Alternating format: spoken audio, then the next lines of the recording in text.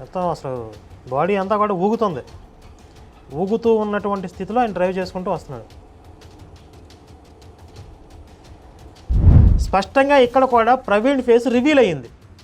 ఎదురుగా ఉన్నటువంటి కెమెరా అది ఎక్కడెక్కడ మందు కొన్నాడు, ఏ షాపులో ఏం కొన్నాడు, వీటన్నిటి మీద ఎగ్జామ్ పెడితే టాప్లో వస్తాను, ఫస్ట్ వస్తాను. నాకు కనుక రాజ్యాధికారం ఉంటే ఈ పాస్టర్ల వ్యవస్థ మాత్రం ఉండకూడదు, దీన్ని ఇమ్మీడియట్గా రద్దు చేసేస్తాను నేను. ఇప్పుడు పాస్టర్ల చేతిలో కనుక రాజ్యాధికారం ఉంటే జాన్ పాల్ని, మహాసేన రాజేష్ని రాళ్లతో కొట్టి చంపించేవాళ్ళు, వాళ్ళకి సైతాన్ని పట్టిందని చెప్పి.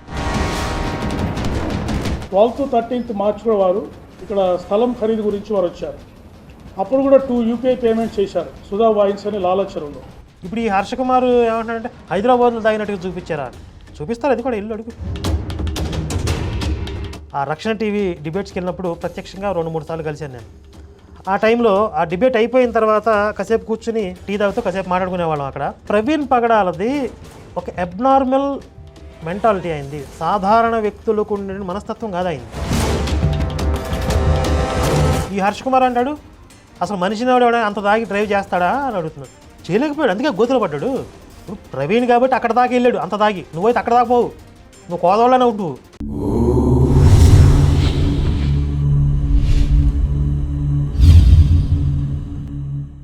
నమస్తే.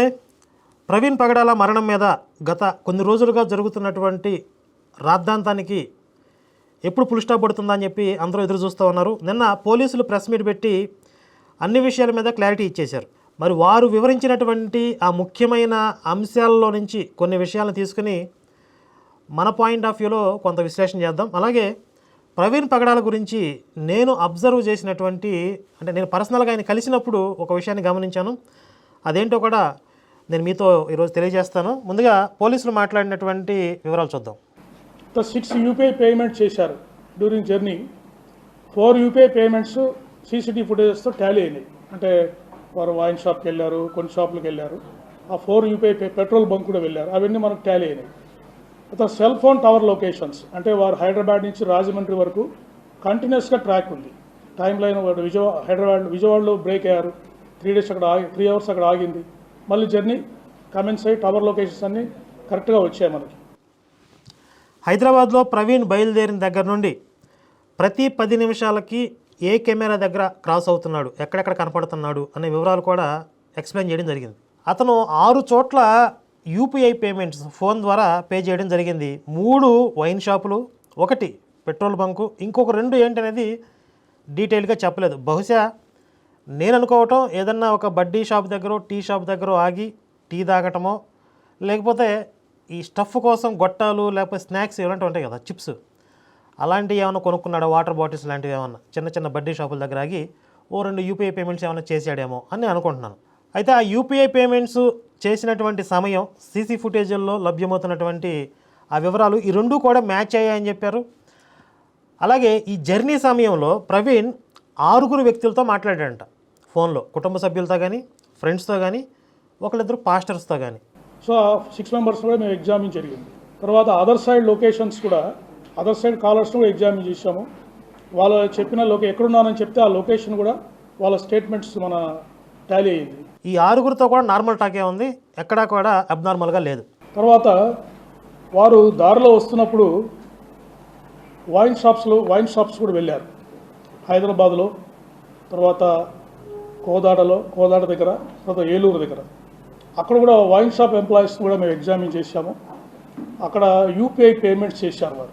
ఆ పేమెంట్ చేసిన ట్రాన్సాక్షన్స్ కూడా మేము కన్ఫర్మ్ చేసుకున్నాం. అక్కడ విట్నెస్తో కూడా మాట్లాడాము. అంటే ఇక్కడ మనకి 3 సాక్ష్యాలు వస్తున్నాయి. 1 వైన్ షాప్లో UPI పేమెంట్స్, CCTV ఫుటేజ్. 3వది ఆ వైన్ షాప్లో ఉన్నటువంటి ఎంప్లాయీస్ వాళ్ళ ఓరల్ స్టేట్మెంట్స్, ప్రత్యక్షంగా సాక్షులు చెప్పినటువంటి వివరాలు. ఇలా 3 రకమైనటువంటి ఆధారాలని క్రోడీకరించారు. చూడండి వారి టిపికల్ హ్యాబిట్. ఇంకా ప్రవీణ్ బాడీ లాంగ్వేజ్ గురించి కూడా ఒక సైన్ అబ్జర్వ్ చేశారు పోలీసులు. థమ్స్అప్ చేస్తారు, ఓకే అంటే వారు థమ్స్అప్ చేస్తారు. ఇప్పుడు చూడండి థమ్స్అప్ చేస్తారు. వారు వెతుకుతున్నప్పుడు వారికి కరెక్ట్గా కనిపించిన వెంటనే వారు say it's all right, Thums Up అని థమ్స్అప్ చేస్తున్నారు. థమ్స్అప్ చేశారు. ఇదే విధంగా విజయవాడలో కూడా మీరు ఎలా ఉన్నారు అంటే ఒక SI వరకు థమ్స్అప్ చేస్తారు. అంటే it's a very typical habit of Shri Praveen. Okay, body language గురించి కూడా వివరాలు తీసుకున్నారు. ఇప్పుడు ఇండియన్ ఆయిల్ పెట్రోల్ బంక్ దగ్గరికి వచ్చారు. అక్కడ వచ్చి వారు గొల్లపూడిలో ఇది కూడా మనకు యూపీఐ పేమెంట్ చేశారు. ఆ యూపీఐ పేమెంట్ ద్వారా మనం అక్కడ పెట్రోల్ తీస్తున్నారని మనకు తెలిసింది. వెళ్ళి అక్కడ మనం ఫుటేజ్ అబ్జర్వ్ చేయడం జరిగింది. ఇక్కడ చూడండి, వారు డ్రైవ్ చేసేటప్పుడు చూడండి, కంట్రోల్ వెహికల్ మీద కంట్రోల్ ఎంత ఉందని మీరు అబ్జర్వ్ చేయండి. చూడండి ఎలా రావాలి వారు బంక్ దగ్గర రావాలంటే, వారు ఎక్కడికి వస్తున్నారు.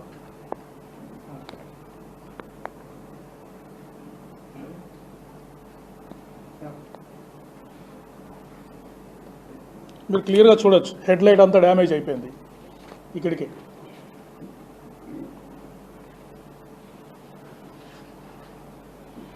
అప్పటికే 2 సార్లు పడిపోయాడు. పడిపోయిన తర్వాత విజయవాడ గొల్లపూడిలో ఆ పెట్రోల్ బంక్ వచ్చాడు. అక్కడ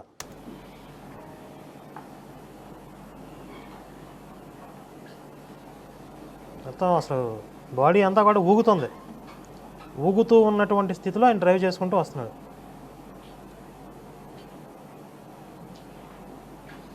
ఇక్కడ చూడండి, వారి వెహికల్ మీద లగేజ్ కూడా చూడండి రైట్ సైడ్కి టిల్ట్ అయిపోయింది.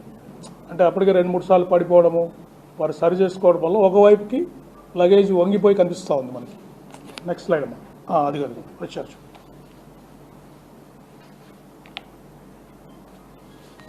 ఇక్కడ చూడండి, మాస్క్ తీసేసి ఫేస్ రివీల్ అయింది. ఇక్కడ చాలామంది మొట్టమొదటి నుంచి వాళ్ళు అడిగిన ప్రశ్న, కొంతమంది గొర్రెల్లో రేకెత్తించినటువంటి అనుమానం ఏంటంటే, ఒక డూపును పెట్టారు కాబట్టి ఆ డూప్ ఎక్కడా కూడా మాస్క్ తీయట్లేదు అది ఇదని చెప్పారు. పెట్రోల్ బంక్లో మాస్క్ తీశాడు, క్లియర్ కట్గా ప్రవీణ్ అని రివీల్ అయింది. అసలు పరిచయస్తులు అయితే వెనక నుంచి చూసి కూడా అసలు ప్రవీణ్ అని చెప్పొచ్చు, బాగా తెలిసిన వాళ్ళు. నేనే అడపాదడపా వీడియోలో చూసేవాడిని, 2-3 సార్లు ప్రత్యక్షంగా కలిసిన వాడిని. నేనే పోల్చుకోగలుగుతున్నాను, వెనక నుంచి చూసినా లేకపోతే ఈ మాస్క్ ఇక్కడ వరకు కవర్ చేసినా, కళ్ళు చూసి కానీ నుదురు చూసి కానీ ప్రవీణే అని నాకు అర్థమవుతుంది. చాలామంది అది గుర్తించగలరు, కానీ చెప్పకుండా రకరకాలుగా అనుమానాలు కావాలని క్రియేట్ చేస్తున్నారు. గొల్లపూడి దగ్గర ఉన్న పెట్రోల్ బంక్ చూడండి, ఇది హైలైట్. చూడండి, ఇక్కడ ఆయన హ్యాండిల్ని పట్టుకుని దేన్ని పట్టుకుంటున్నాడు, అదే పెట్రోల్ బంకులో ఆయిల్ పంప్ చేస్తారు కదా, హ్యాండిల్ని పట్టుకుంటున్నాడు దాన్ని.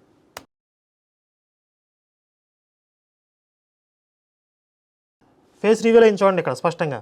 ప్రవీణ్, ఆ ముక్కు, ఆ పెదేలు ఎవరో మీ అయ్యా మీ బాబా అంటే ఈ డౌట్స్ రేకెత్తిస్తున్నారు కదా. ఎంత దుర్మార్గం అంటే, ఒరిజినల్ ప్రవీణ్ అయితే ఈ ప్రవీణ్ బూతులు తిడుతున్నారు వీళ్ళే. మేము సపోర్ట్ చేస్తున్నాం ప్రవీణ్ అనుకుని ప్రవీణ్ ప్లేస్లో ఎవరినో డూపుని పెట్టారు, మేము డూపుని తిడుతున్నామని ప్రవీణ్ తిడుతున్నారు.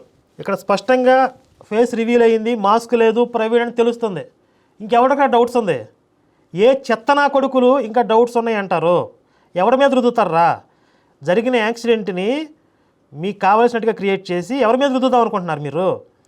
చెత్తనా కొడకల్లారా. ఇప్పటికి కూడా హర్ష కుమార్ ఏదో లైవ్ పెట్టి ఇంకా డౌట్స్ ఉన్నాయి, పోలీసులు చెప్పిన వివరాలన్నీ కరెక్ట్ కాదని మాట్లాడుతున్నాడు. నాకు ఒక డౌట్ ఏంటంటే, ఈ హర్ష కుమార్కి ఈ ప్రవీణ్ పగడాల ఫ్యామిలీతో ఏమైనా పగలు ప్రతీకారాలు కక్షలు ఏమైనా ఉన్నాయా? ఆ కుటుంబం మీద హర్ష కుమార్కి ఏమన్నా కక్షలు ఉన్నాయా అనే వివరాలు తెలుసుకోవాల్సిన అవసరం ఉంది.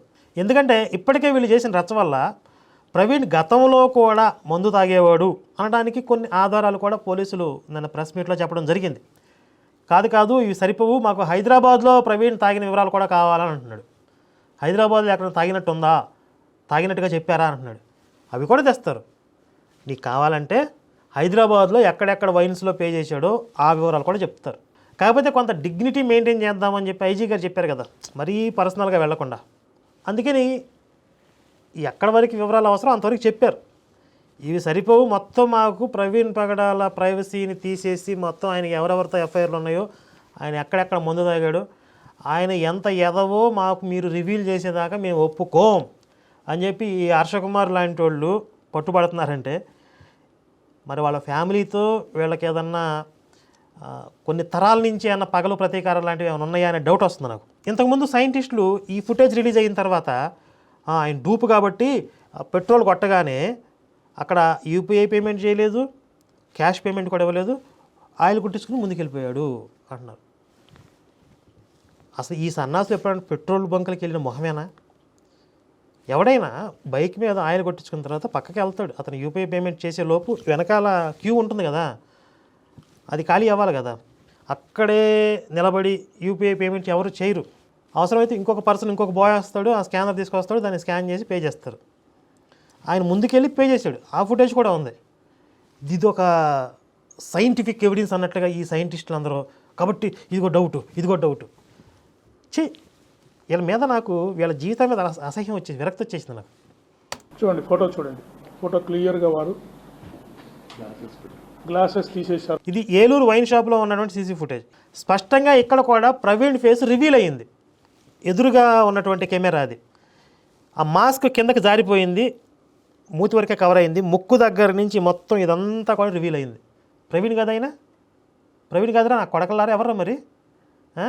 బూతులు కంట్రోల్ చేసుకుంటున్నా కానీ చెత్త నా కొడకల్లారా, చెత్తన. ఆ నత్తిపోగొడి నత్తిపోగొడిగా ఎవరు? ప్రవీణ్ కాదు. మాస్క్ జారిపోయింది, కళ్ళు అని కాకులు మింగాయా? కాకులు ఎత్తిపోయినాయారా? స్పష్టంగా ఇక్కడ ప్రవీణ్ తెలియట్లే నీకు? ఆ జాన్పాల్ లాంటి వాళ్ళు ప్రవీణ్ అర్థమవుతుంది కదా అని చెప్తే వాళ్ళని బూతులు తిట్టడమా? ట్రాఫిక్ ఎస్ఐ గారు అక్కడ వాళ్ళు చెప్పారు, witnesses, that is corroborated in this footage. చూడండి, ఒక కింద గ్లాస్ పగిలిపోయింది, క్లియర్గా ముఖం అంతా కనిపిస్తోంది. చూడండి ఇక్కడ స్పష్టంగా రివీల్ అయింది ఫేస్ అక్కడ. ఇప్పుడు మాస్క్ పైకి లాక్కుంటాడు చూడండి. అన్ని you can see this CFSL image. ఎందుకంటే లైటింగ్ అది బాగుంది కాబట్టి ఇక్కడ పిక్చర్ చాలా క్లియర్గా వచ్చింది మనకి. మళ్ళీ ఇక్కడ ఇంకొక డౌట్ ఏం రేజ్ చేశారంటే, ఆల్రెడీ విజయవాడలో తాగి పడిపోయాడు కదా, బండి నడపలేని స్థితిలో. మరి తాగి పడిపోయిన వ్యక్తి మళ్ళీ ఏలూరులో వైన్ షాప్లో అంత యాక్టివ్గా ఎలా వచ్చాడని. ఒరే అసలు మీకు ఏం తిట్టాలో. విజయవాడలో 2-3 గంటలు రెస్ట్ తీసుకున్నాడు కదరా, నిద్రపోయాడుగా. నిద్రపోయి మళ్ళీ లేచి యాక్టివ్ అయ్యాడు, మొక్క కడుక్కున్నాడు, టీ తాగాడు, మళ్ళీ బయలుదేరాడు. తాగింది దిగినప్పటికీ ఆయన తాగింది ఎక్కడ? హైదరాబాద్లో తీసుకున్నాడు ఒక రౌండు, అది ఎక్కడో తాగాడు. తర్వాత మళ్ళీ కోదాడు వచ్చేలోపు అది ఖాళీ అయిపోయింది, మళ్ళీ కోదాడలో తాగాడు. ఈ 2 సార్లు తాగడం వల్ల 2 సార్లు పడిపోయాడు అక్కడ చిల్లకల్లు దగ్గర, కేసరా టోల్ ప్లాజా దగ్గర. విజయవాడ వచ్చేటప్పటికి మళ్ళీ 3వ సారి పడ్డాడు, అక్కడ రెస్ట్ తీసుకున్నాడు. 2 సార్లు తాగిన ఎఫెక్ట్తో విజయవాడలో 3వ సారి పడిపోయి అక్కడ రెస్ట్ తీసుకున్నాడు. 3 గంటలు అక్కడ పార్కులో పడుకొని నిద్రపోయి లేచి మొహం కడుక్కొని టీ తాగి మళ్ళీ బయలుదేరాడు. అందుకే మళ్ళీ ఏలూరులో కొద్దిగా నడవగలిగే స్థితిలో ఉన్నాడు. మళ్ళీ ఏలూరులో తాగటం వల్ల ఆ తర్వాత మళ్ళీ కొవ్వూరు టోల్ ప్లాజా దగ్గర వచ్చినప్పుడు మళ్ళీ ఊగుతూ వచ్చాడు. అసలు ప్రవీణ్ ఇంటి దగ్గర ఎన్ని గంటలకు బయలుదేరాడు దగ్గర నుండి ఎన్ని గంటలకు యాక్సిడెంట్ అయింది, ఈ మధ్యలో ఏ సమయంలో ఏ టోల్ ప్లాజాను క్రాస్ చేశాడు, ఎక్కడెక్కడ మందు తాగాడు, అది ఎక్కడెక్కడ మందు కొన్నాడు, ఏ షాపులో ఏం కొన్నాడు, వీటన్నిటి మీద ఎగ్జామ్ పెడితే టాప్లో ఫస్ట్ వస్తాను. అంత స్టడీ చేసి నేను అన్నీ మొత్తం అంత నోటెడ్ అయిపోయాను. నిద్రలో లేపడి ఎన్ని గంటలకి కేసరా టోల్ ప్లాజా తట్టాడు? 4 గంటల 7 నిమిషాలకి టక్కుని చెప్పేస్తా. ఇవన్నీ రెడీమేడ్ బాటిల్స్ అండి, అంటే అప్రాక్సిమేట్గా 950 రూపీస్ కొన్నారు. బుడ్వైజర్ మ్యాగ్నమ్ బీర్స్ 2, బకాడి జిన్, జైసాల్మర్ జిన్ ఒకటి కొన్నారు. ఎక్కడ? సవేరా లిక్కర్ మార్ట్లో కొన్నారండి. దెన్ శ్రీ ఆదిత్య వైన్స్ కోదాడలో Budweiser Magnum beers 2, Royal Challenge whisky ఒకటి తీసుకున్నారు. నెక్స్ట్ నిపుణ్ టానిక్ వైన్స్లో బకాడి జిన్ ఒకటి తీసుకున్నారు. ఇట్స్ అప్రాక్సిమేట్లీ ఏమండి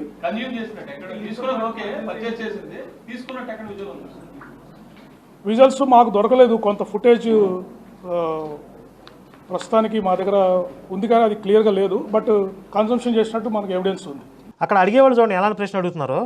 తాగినట్టుగా ఎక్కడ సాక్ష్యం ఉందని అడుగుతున్నారు. అంటే పబ్లిక్లో నిలబడి తాగుతాడా, లేకపోతే సీసీటీవీలో ఉన్న ఏరియాలో నిలబడి తాగుతాడా? ఆ మాత్రం సెన్స్ ఉంటుంది కదా ఆయనకి. వైన్ షాప్ అంటే తప్పదు, వెళ్ళాల్సిందే తాగాలనుకున్నప్పుడు. అక్కడ సీసీటీవీలు ఉంటాయని తెలిసినా కూడా వెళ్ళాల్సిందే. అందుకే ఆయన మాస్క్ ఇవన్నీ పెట్టుకుని కవర్ చేసుకుని వెళ్ళాడు. ఇక్కడ ఐజీ గారు చెప్తున్నటువంటి వివరాల ప్రకారం ఆయన తాగినప్పుడు కూడా ఏదో ఫుటేజ్ ఉంది వాళ్ళ దగ్గర. ఉందగా అంత క్లారిటీ లేకపోయి ఉండొచ్చు, ఎవిడెన్స్ ఉందని చెప్తున్నారు. వీళ్ళు రచ్చ చేస్తే అది కూడా రిలీజ్ చేస్తారే ముందు.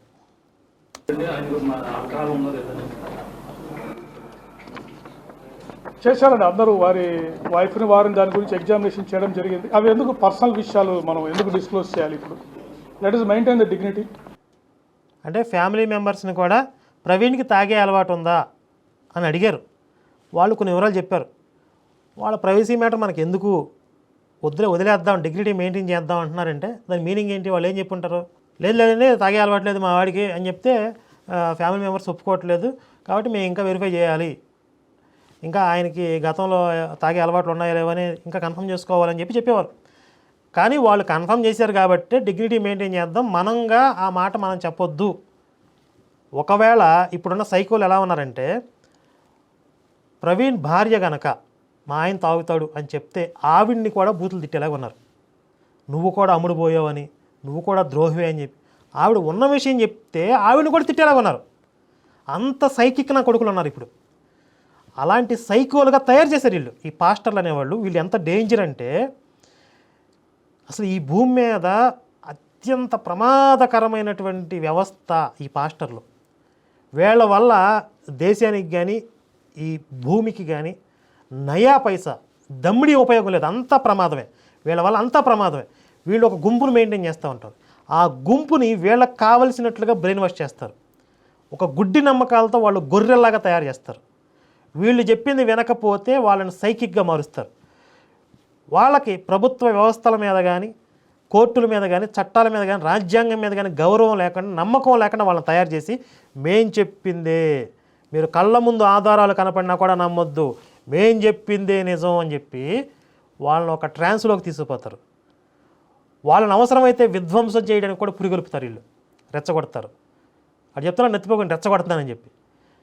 కాబట్టి అసలు భారతదేశంలో ఈ పాస్టర్ల వ్యవస్థని మొత్తం కూడా డిస్మాంటిల్ చేసి వీళ్ళు ఉండకూడదు. అసలు నాకు గనక రాజ్యాధికారం ఉంటే, యేసు మతాన్ని ఎవరికి వాడు ఇండివిజువల్గా అవలంబించుకుంటే కొంతవరకు పర్వాలేదు, కానీ ఈ పాస్టర్ల వ్యవస్థ మాత్రం ఉండకూడదు. దీన్ని ఇమ్మీడియట్గా రద్దు చేసేస్తాను నేను. ఈ దేశానికి ప్రమాదం వాళ్ళు. ఈ దేశాన్ని సురక్షితంగా ఉంచడం మన బాధ్యత. ఈ క్రిమికీటకాలగా తయారైపోయినటువంటి ఈ పురుగుల్ని, ఈ చెద పురుగుల్ని ఉంచకూడదు. అంటే వాళ్ళు పౌరులుగా ఉండొచ్చు, కానీ పాస్టర్లుగా ఉంటే వాళ్ళ ఆదాయం కోసం, వాళ్ళ ప్రాభవం కోసం, వాళ్ళ ఆధిపత్యం కోసం ఈ విధంగా ఈ గుడ్డి గొర్రెల్ని, ఈ గుడ్డిన గొర్రెల్ని రెచ్చగొడుతున్నారు వీళ్ళు. అందుకే ఇప్పుడు మనం బైబిల్లో ఎన్ని ఆధారాలు చూపిస్తాను, యేసు దేవుడు కాదు, అంత ఈజీగా నమ్ముతున్నారా? ఎక్కడో కొంతమంది ఆలోచన పనులు బయటకు వస్తున్నారు, కానీ ఎక్కువ శాతం ఈ గుడ్డి గొర్రెల్ని తయారు చేస్తున్నారు కదా. లేకపోతే ఇప్పటికి మనం చూపించిన ఆధారాలను బట్టి, నేను అదర్సైడ్ చేసే పుస్తకంలో ఎన్ని వివరాలు ఇచ్చాను యేసు దేవుడు కదా అనడానికి. ఆయన ఒక పిచ్చోడు అంటే కూడా కొన్ని ఆధారాలు ఉన్నాయి. ఇన్ని ఆధారాలు చూపిస్తే అసలు ఉండకూడదు. యేసు మతం అనేది అసలు ఈ భూమి మీద ఉండకూడదు. లాజిక్ అనేది పనిచేస్తే, రేషనాలిటీ పనిచేస్తే అసలు యేసు మతం భూమి మీద ఉండదు. చరిత్రలో కూడా వీళ్ళు చేసింది ఇదే. కళ్ళ ముందు సాక్ష్యాధారాలు వేరే ఉంటాయి, కానీ వీళ్ళ మతానికి విరుద్ధంగా మాట్లాడే వాళ్ళని సైతాన్ అని చెప్పి చంపేస్తారు. ఇప్పుడు పాస్టర్ల చేతిలో కనుక రాజ్యాధికారం ఉంటే, జాన్ పాల్ని, మహాసేన రాజేష్ని రాళ్లతో కొట్టి చంపించేవాళ్ళు, వాళ్ళకి సైతాన్ని పట్టిందని చెప్పి. ఖచ్చితంగా చేసేవాళ్ళు. మీకు సైతాన్ని పట్టింది, మీరు ఉండకూడదు భూమి మీద అని చెప్పి వాళ్ళని తగలబెట్టేసేవాళ్ళు. చరిత్రలో అదే చేశారు వీళ్ళు. కాబట్టి వీళ్ళు ప్రమాదం. 12th to 13th మార్చ్ కూడా వారు ఇక్కడ స్థలం ఖరీదు గురించి వారు వచ్చారు. అప్పుడు కూడా 2 UPI పేమెంట్ చేశారు సుధా వైన్స్ అని లాలచెరువులో. గతంలో ఉన్న ట్రాక్ రికార్డ్ కూడా తీశారు. ఇప్పుడు ఈ హర్షకుమార్ ఏమంటాడంటే హైదరాబాద్లో తాగినట్టుగా చూపించారా అంట. చూపిస్తారు, అది కూడా ఇల్లు అడుగు. ఇప్పుడు ఆ రాజమండ్రిది కూడా ఎందుకు చెప్పారంటే, ఈ ఇన్సిడెంట్కి ముందు ఒక 10 రోజుల ముందే రాజమండ్రి వచ్చాడు, అప్పుడు 2 సార్లు వైన్స్ కొన్నాడు అని చెప్పారు. నేనేం చెప్పాను గత వీడియోలో కూడా, ప్రవీణ్ బ్యాంక్ స్టేట్మెంట్ తీస్తే ఆయన ఎక్కడెక్కడ వైన్స్ కొన్నాడో అవన్నీ కూడా తెలుస్తాయని చెప్పి మనం అనుకున్నామా లేదా? పోలీసులు వాళ్ళ ఎంక్వైరీలో భాగంగా మొట్టమొదట వాళ్ళు తీసేది బ్యాంక్ స్టేట్మెంటే. దాన్ని బట్టే ఈ సీసీ ఫుటేజ్లు కూడా ఎలా తీసుకుంటున్నారంటే, ఎక్కడెక్కడ ఈయన పే చేసాడో వైన్స్లో అక్కడికి వెళ్ళి ఆ ఫుటేజ్లు తీసుకుంటున్నారు. అలాగే 1 year 2 years బ్యాక్కి వెళ్తే కూడా హైదరాబాద్లో ఏం కర్మ, ఎక్కడెక్కడ తిరిగాడు, ఎక్కడెక్కడ వైన్స్లో పే చేసాడు, అవన్నీ వస్తాయి. సడన్గా ఈ రోజు అంత తాగేసి అలవాటు లేని వ్యక్తి రోజుకు 3 సార్లు వైన్స్లోకి వెళ్ళి కొనుక్కొని అంత తాగి డ్రైవ్ చేయడు. ఆయనకు రోజు తాగే అలవాటు ఉంటేనే, హార్డ్ కోర్ డ్రింకర్ అయితేనే ఇలాంటివి చేస్తాడు.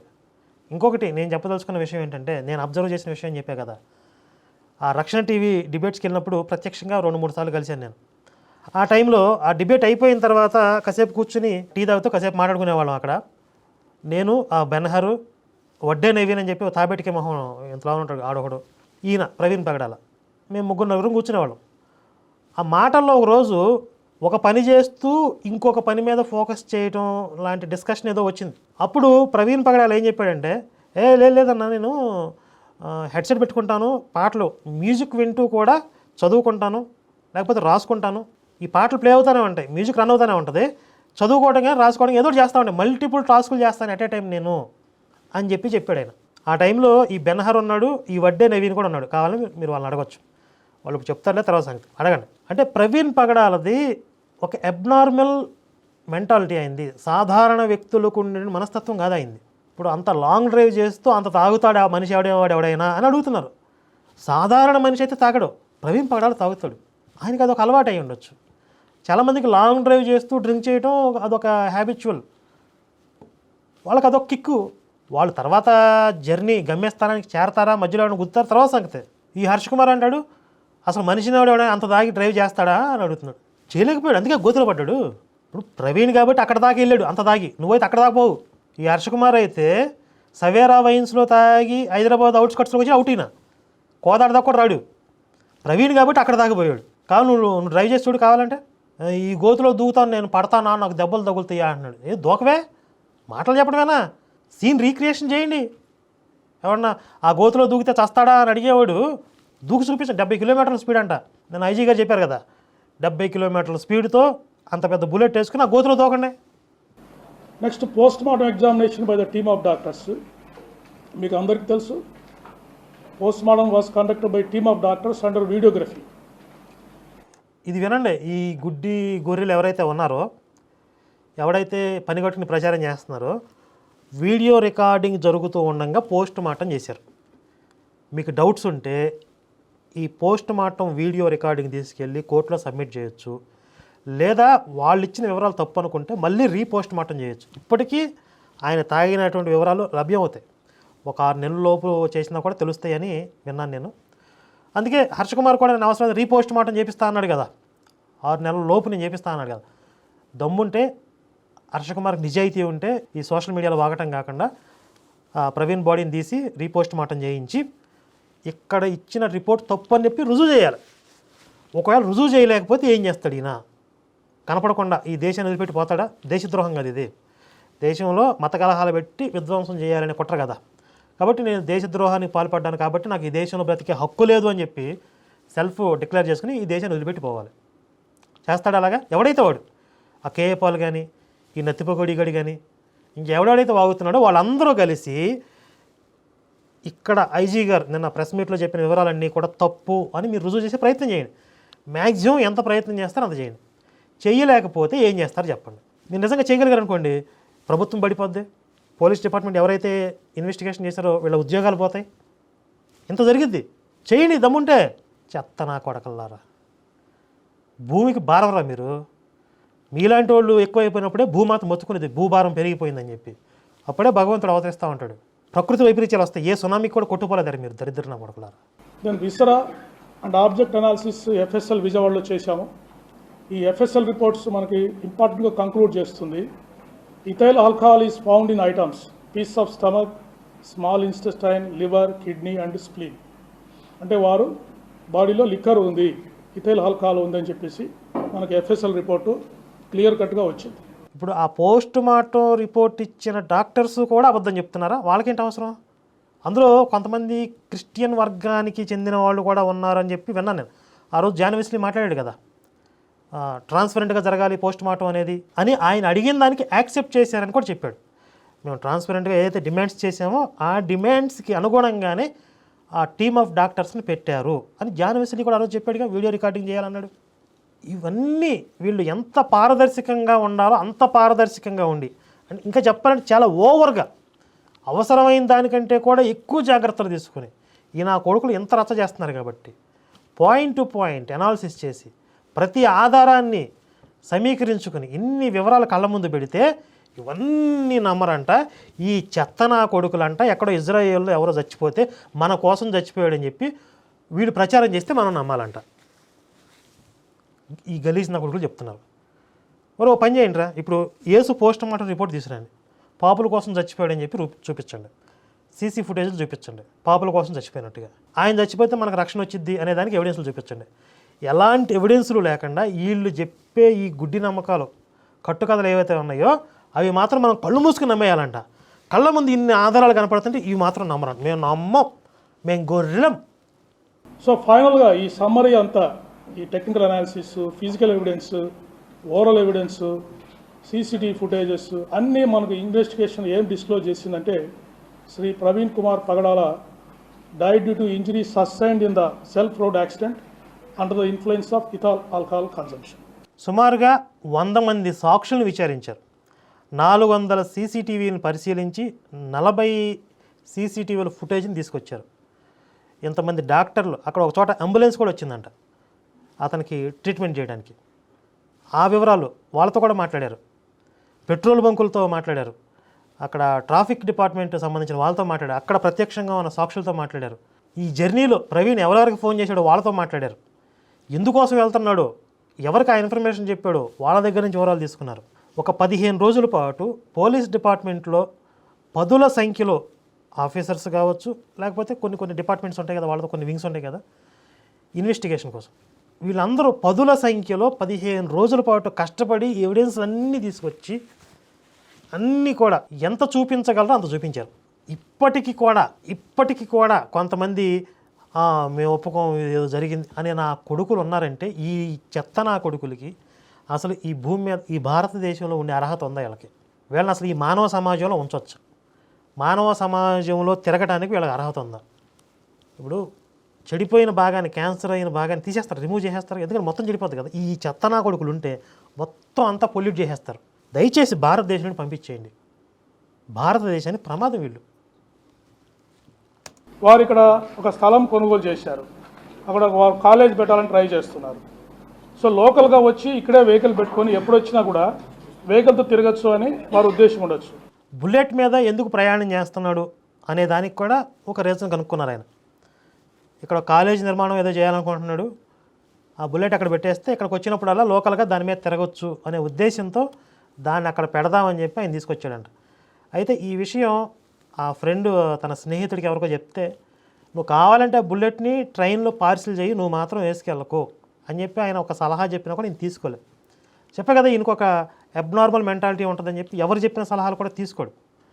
ఇప్పుడు ఆ రోజు పోలీస్ డిపార్ట్మెంట్లో కూడా, అంటే ఆ ట్రాఫిక్ డిపార్ట్మెంట్లో, బాబు నువ్వు ఇక్కడ జర్నీ చేసే పరిస్థితుల్లో లేవు, నువ్వు రెస్ట్ తీసుకోమంటే విన్నాడా? నేను బాగానే ఉన్నాను అని చెప్పి వెళ్ళిపోయాడు. అలాగే అంబులెన్స్ వచ్చి ట్రీట్మెంట్ తీసుకోవాలి, నువ్వు జర్నీ చేయకూడదని చెప్పినా అవసరం లేదు, వెళ్ళిపోతాను, ఏం పర్లేదని వెళ్ళిపోయాడు.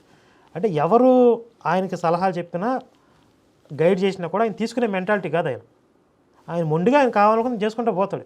నెక్స్ట్ మీకు ఇందాకే చెప్పాను నేను, క్రైమ్ సీన్ అబ్జర్వేషను ఎఫ్ఎస్ఎల్ నుంచి ఎక్స్పర్ట్స్ వచ్చి ఈ రోడ్ కండిషన్ని, యాక్సిడెంట్ అయిన స్పాట్ కండిషన్ని వారు ఎగ్జామిన్ చేశారు. మీరు క్లియర్గా చూడొచ్చు ఫిజికల్ కండిషను. అక్కడ కంకర్ రాళ్ళు, క్రష్ స్టోన్ వేశారు అక్కడ. అంటే ఈ బెరూన్ మీద, రోడ్ సైడ్ బెరూన్ మీద మట్టి కాకుండా ఈ కంకర్ రాళ్ళు ఉండడం, ఈ కంకర్ రాళ్ళు ఉండడానికి one of the contributing factor for the accident. అంటే అక్కడ రోడ్డు అన్నటువంటి పరిస్థితుల్లో ఒక నార్మల్గా ఉన్న వ్యక్తి 70 కిలోమీటర్ల స్పీడ్తో వెళ్ళినా కూడా స్కిడ్ అయ్యే అవకాశం ఉంది. అలాంటిది ఆయన తాగి ఉన్నాడు. చూడండి, ఎవరికైనా అక్కడ వేగంగా వస్తున్నప్పుడు స్కిడ్ అయ్యే ప్రమాదం ఉంది. సో ఇది కూడా ఈ కండిషన్ ఆఫ్ ద రోడ్ కూడా ఈ యాక్సిడెంట్ జరగడానికి కారణమైందని వాళ్ళ ఒపీనియన్ ఫోరెన్సిక్ ఎక్స్పర్ట్స్ ఇచ్చారు. తర్వాత ఈ కరువు గుంత కూడా చూస్తే 7 ఫీట్ ఆల్మోస్ట్, పైనుంచి చూస్తే 7 అడుగులు ఉంది. అది ఒక అర్ధచంద్రాకారంలో ఉంది. అంటే వన్స్ మనిషి పడిపోయిన తర్వాత ఆ మోటార్ సైకిల్ అర్ధచంద్రాకారంలో ఇలా ట్రావెల్ చేసి ఎగిరెళ్ళి వారి మీద పడడానికి అవకాశం ఉంది అని వారు ఒపీనియన్ ఇచ్చారు. బండి ఎందుకు స్కిడ్ అయింది, పడిపోయిన తర్వాత అతని మీద ఎందుకు పడింది అనే దానికి కూడా రీజన్స్ విశ్లేషణ చేస్తున్నారు. స్కిడ్ అవ్వడానికి అక్కడ రోడ్డు మీద పోసినటువంటి ఆ గులకరాళ్ళు ఏవైతే ఉన్నాయో అవి జారడానికి అవకాశం ఉంది. పడిన తర్వాత అక్కడ అర్ధచంద్రాకారంలో ఉన్నటువంటి రాళ్లతో ఏర్పాటు చేసినటువంటి గోడ లాంటిది ఏదో ఉంది, దాన్ని గుద్దుకుంది వెళ్ళి. దాన్ని గుద్దుకోవడం వల్ల ఎగిరి ఇతని మీద పడింది. ఈయన ఆ పడిపోయినప్పుడు, యాక్సిడెంట్ జరిగినప్పుడు ఫేస్ కూడా అక్కడ ఈ వర్షపు నీళ్ళు పోవడానికి పెద్ద పెద్ద రాళ్లతో కట్టారు కదా గోడ లాంటిది, వాటిల్లో దేనికన్నా గుద్దుకుని ఉండొచ్చు. అందుకే హెల్మెట్ ఉన్న ప్రాంతంలో కాకుండా ఎదురుగా ఉన్నటువంటి ఆ పెదాల మీద దెబ్బ తగిలింది. ఆ గుద్దుకుని కింద పడిపోయినప్పుడు ఆ బండి కూడా ఎగిరి ఈయన మీద పడి ఉండొచ్చు అని అక్కడ విశ్లేషణ చేసినటువంటి నిపుణులు ఇచ్చినటువంటి సమాధానం. కండిషన్ ఆఫ్ ద రోడ్ కూడా మోటార్ సైకిల్ ఎందుకు పైన పడింది, వారి మీద పడింది అంటే వచ్చిన తర్వాత జారారు, పడిపోయారు. ఆ కండిషన్ ఇట్లా కారు షేప్లో ఉండడం వల్ల మోటార్ సైకిల్ ఎగిరి వారి మీద పడింది. అది మనకి ఫోరెన్సిక్ ఎక్స్పర్ట్స్ ఇచ్చిన ఒపీనియన్. సోషల్ మీడియాలో చాలా మంది హత్య అని చెప్పి సోషల్ మీడియా చాలా యాక్టివ్ చేశారు. ఆ టైప్ ఆధారాలు అసలు ఉండడానికి ఏమైనా అవకాశం ఉంది? ఆయనకి ఏమైనా శత్రువులు? ఇప్పుడు అందుకేనండి, ఇప్పుడు మేము ఎవరైతే పోస్టులు పెట్టారో దాదాపు ఇది 2 weeks ఇన్వెస్టిగేషన్ జరిగింది. 14 రోజుల వరకు ఇన్వెస్టిగేషన్ జరిగింది. చాలామందికి నోటీసులు ఇచ్చాము, వచ్చారు. అడుగుతుంటే ఏం చెప్తున్నారు? సార్ మాకేం తెలుసు సార్, జనరల్గా మాట్లాడామని చెప్తున్నారు. ఎవరు కూడా ఏమాత్రం ఎవిడెన్స్ నిన్నటి వరకు కూడా ఇవ్వలేకపోయారు. సో అది వాళ్ళు ఏ ఉద్దేశంతో ఆవేశ చేశారనేది వాళ్ళకి తెలియాలి. కొంతమందిని మిస్గైడ్ చేసి హిందువుల మీదకు ఉసిగొల్పే ప్రయత్నాలు కనపడుతున్నాయి కాబట్టి వాళ్ళ మీద కఠినమైనటువంటి చర్యలు తీసుకోవాలని చెప్పి పోలీస్ డిపార్ట్మెంట్ వారికి నా ప్రత్యేకమైనటువంటి విజ్ఞప్తి. తర్వాత ఎవరైనా ఇంకా దీని మీద అనవసరమైన రెచ్చగొట్టే విధంగా పోస్టులు పెట్టి సిచ్యుయేషన్ని, కమ్యూనల్ సిచ్యుయేషన్ని డిస్టర్బ్ చేస్తే మాత్రము కఠినమైన చర్యలు తీసుకోవడం జరుగుతుందండి. ఎందుకంటే మేము ఆపర్చునిటీ ఇచ్చాం, దాదాపు 2 weeks టైం ఇచ్చాం. ఎవరు కావాలంటే వాళ్ళు వచ్చి ఎవిడెన్స్ ఇవ్వండి అని అప్పీల్ చేశాము. ఎవరు కూడా ఏం చెప్పలేకపోయారు. ఊరికే సోషల్ మీడియాలో కూర్చొని పోస్టులు పెట్టి కామెంట్స్ చేసి దానివల్ల ఎవరికి ఉపయోగం? ఇంత సైంటిఫిక్గా ఇన్వెస్టిగేట్ చేసి మేము కంక్లూడ్ చేస్తున్నప్పుడు దాంట్లో ఇంకా మళ్ళీ అనుమానాలకి తావేంటి చెప్పండి. ఈ హర్షకుమారు ఇక నాకు ఊడేదేం లేదు, కనీసం ఈ రాద్ధాంతంలో ఏదో ఒక విధంగా తలబెట్టి గోక్కుంటే కొంతమందైనా నాకు సపోర్ట్ చేయకపోతారా అనే ఉద్దేశంతో మళ్ళీ మొదలుపెట్టినట్టున్నాడు. మరి హర్షకుమార్ విషయంలో పోలీసులు ఎలా వ్యవహరిస్తారు అనేది చూద్దాం. అలాగే ఒక బొకడాగాడు అక్కడెక్కడ అమెరికాలో కూర్చుని నేను ఇక్కడ దూరంగా ఉన్నాను కాబట్టి నన్ను పోలీసులు ఇన్వెస్టిగేషన్ చేయటం, నాకు నోటీసులు ఇవ్వడం సాధ్యం కాదు కాబట్టి, అంటే ఇమీడియట్గా అక్కడ లోకల్గా ఉన్న వాళ్ళని పిలిపించినట్టుగా నన్ను పిలిపించలేరు కాబట్టి నా ఇష్టం వచ్చినట్టుగా నేను మాట్లాడవచ్చు అని చెప్పి ఒకటి రెచ్చిపోతున్నాడు. అక్కడ కాస్త శ్రద్ధ పెట్టి లీగల్గా వాడిని అక్కడి నుంచి అక్కడికి పిలిపించి వాడికి చేయవలసిన మర్యాదలు కూడా పోలీసులు చేస్తే బాగుంటుందని చెప్పి నేను ప్రత్యేకంగా ఈ విషయంలో కూడా విజ్ఞప్తి చేస్తున్నాను. అలాగే ఎవడెవడైతే ఈ పాస్టర్ ఇప్పటికే మాట్లాడారో వాళ్ళ మీద సీరియస్గా యాక్షన్ తీసుకోవాలి. ఇంకెవడైతే మాట్లాడుతున్నాడో వాళ్ళ మీద క్రిమినల్ కేసులు పెట్టాలి. అంటే వీళ్ళు ఇక్కడ ఈ సభ్య సమాజంలో ఉండటం దేశానికి, మానవ జాతికి ప్రమాదం కాబట్టి మనుషులకి దూరంగా కాస్త అక్కడన్నా సముద్ర ప్రాంతాల్లో, అండమాన్ నికోబార్ దీవులు లాంటి ప్రాంతాల్లో ఏకాంతంగా ఉండేటువంటి జైలుల్లో అక్కడ పడేసి ఒక 5-6 సంవత్సరాల తర్వాత వేళల్లో ఆ రాక్షసత్వం, జంతు ప్రవృత్తి పోయిన తర్వాత, పోయాయని నమ్మకం వచ్చిన తర్వాత మళ్ళీ తిరిగి తీసుకొస్తే బాగుంటుంది. ఇలాంటి కఠిన చర్యలు అమలు చేయడం మీద ప్రభుత్వం కానీ పోలీసులు కానీ దృష్టి పెట్టాల్సిందిగా కోరుతూ ఉన్నాను. జై శ్రీరామ్, భారత్ మాతాకి జై.